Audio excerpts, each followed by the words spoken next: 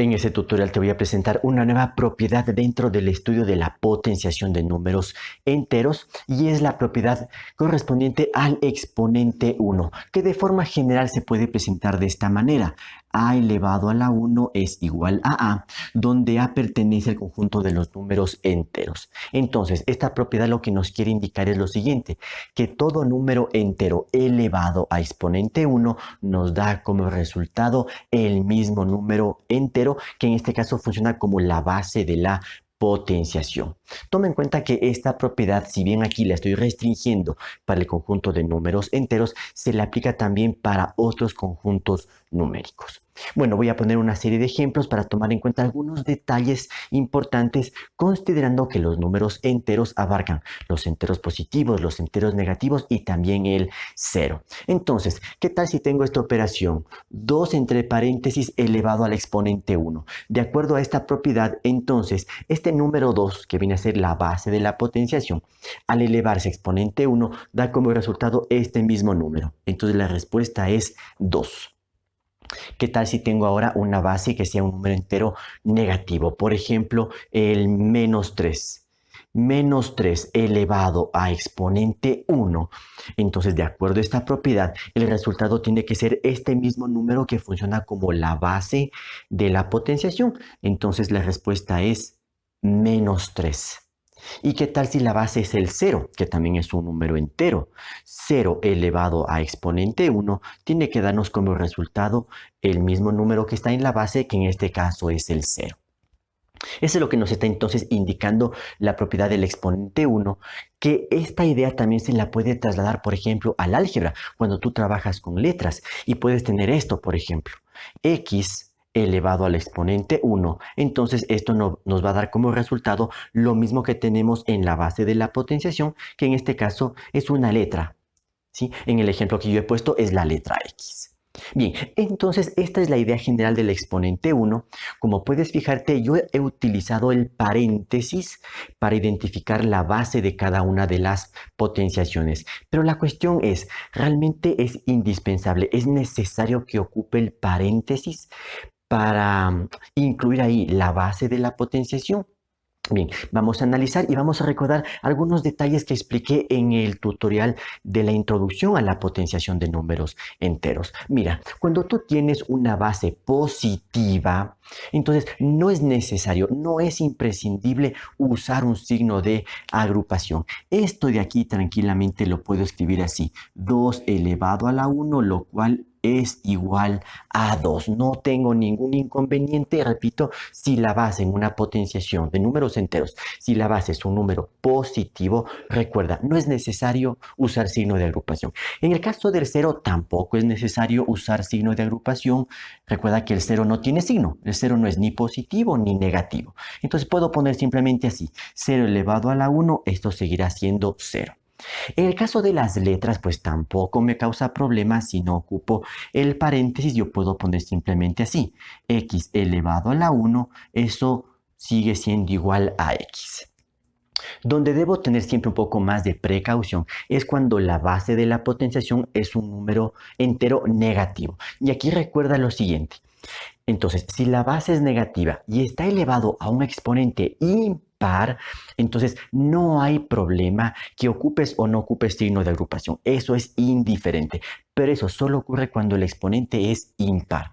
Y en este caso, el exponente 1, pues el 1 es un número impar, lo que significa que no debería tener problemas si yo escribo entonces de esta manera.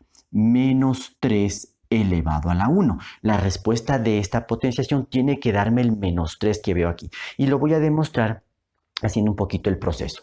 Mira, al tener en esta forma, lo que es importante que recuerdes es que la base de esta potenciación ya no es el menos 3, como si es en este caso.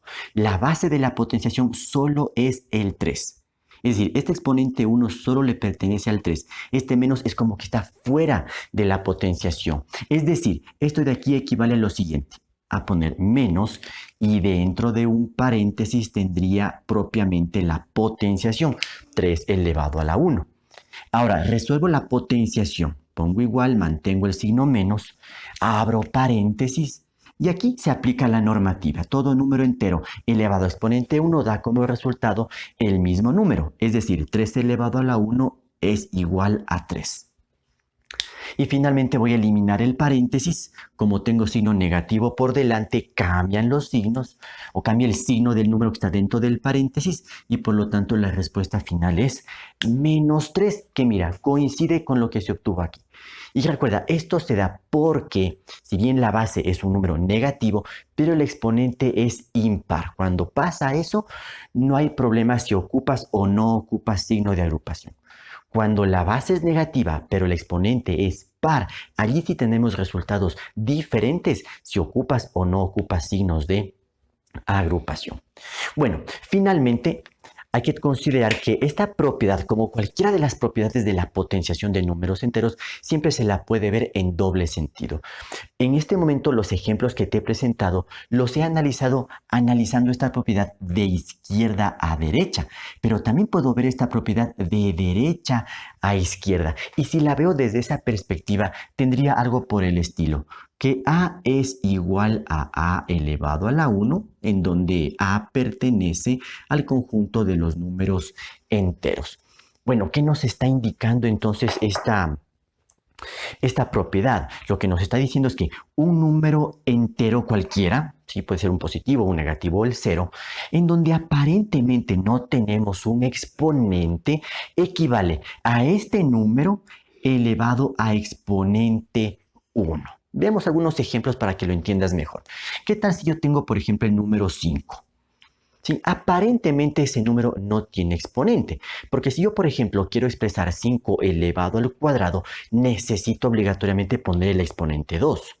O si quiero expresar 5 elevado al cubo, necesariamente debo escribir el exponente 3. Pero al tener solamente el número 5, repito, aparentemente este número no tiene exponente.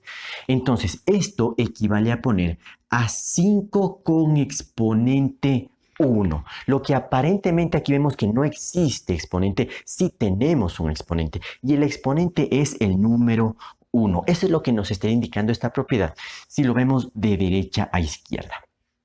Y esto funciona con cualquier tipo de número entero. Por ejemplo, un negativo, el -10. El número -10, que lo vemos así nada más, en donde aparentemente no hay exponente, bueno, sí tenemos un exponente, y que sería el 1. Es decir, esto equivale a -10 elevado a la 1, si no ocupo paréntesis no hay problema, y esto también es lo mismo que poner -10 elevado a la 1 con paréntesis. No tendría dificultad. Lo importante aquí es que entiendas que estos numeritos en donde aparentemente no hay exponente, sí tenemos un exponente y ese exponente es el 1. Lo mismo en el caso del 0, por ejemplo, al tener el número 0, pues esto equivale a poner 0 elevado a la 1 y la misma idea se traslada, por ejemplo, en la álgebra cuando manejamos letras. ¿Qué sé yo? Por ejemplo, la letra M. Al tener solamente la letra M, esto equivale a tener m elevado al exponente 1. Y esto es muy importante que lo tomes en cuenta porque en otro tipo de operaciones hay que tomar en cuenta ese exponente 1 para ejecutar otras operaciones como sumas, como restas, que ya las vamos a ir viendo. Por eso es muy importante que también analices esta propiedad de derecha a izquierda.